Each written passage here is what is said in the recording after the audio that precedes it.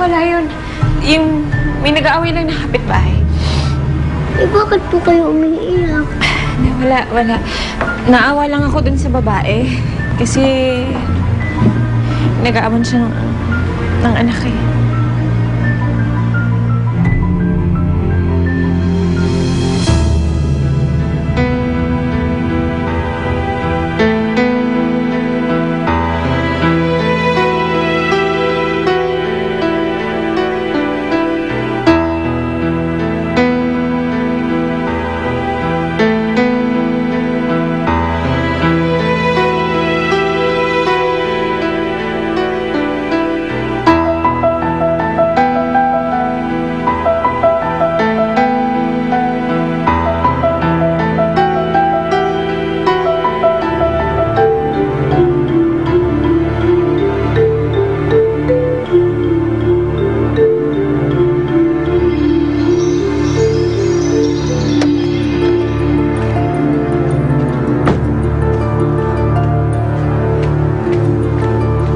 Dave, umuwi na tayo.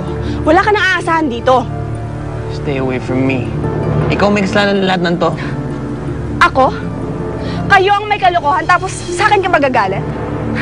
Alam mo kung tutuusin, ako lang may karapatang magalit dito eh. Because I'm your wife. Hindi ikaw mahal ko. At sino? Yung yaya na yon? Yung ex-PA na Gwyneth? Ha? You've got to be kidding me.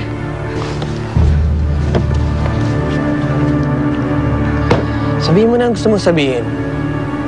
Pero hindi ako babalik. Dito lang ako sa anak ko tsaka kay Helen. I'm warning you, Dave. Kung hindi ka babalik sa akin, sasabihin ko kay Gwyneth ang sekreto niyo. Listen, yan ang huwag mong gagawin dahil oras na gawin mo yan. Hindi mo na ako makikita.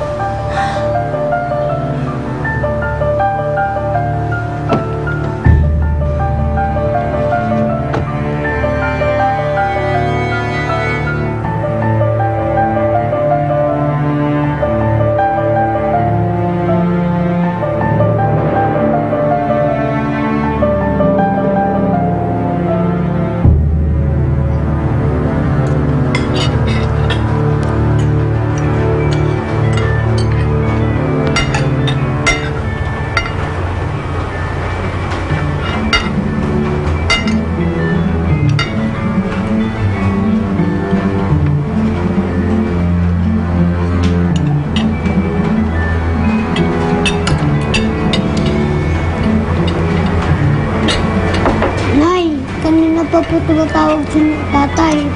Niyam siya. Bakit po? Bakit po kailangan niya tayo? Hindi niya tayo kailangan. Ubusin mo na yung pagkain mo. Lalamig na yan. Kaya po ba kayo nagagalit dahil may babaeng humahanap sa kanya? Yun po ba yung nanggugugot?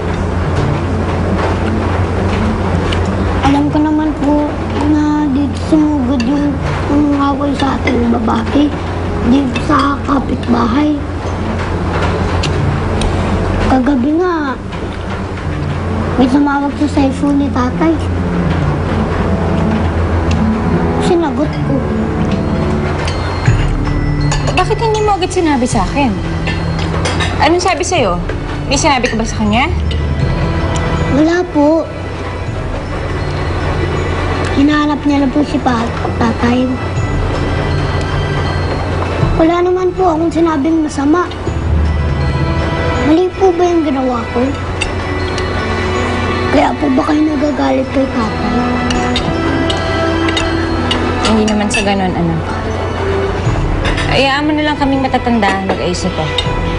Ngayon kung tapos ka na, sa kwarto ka na lang muna, ha?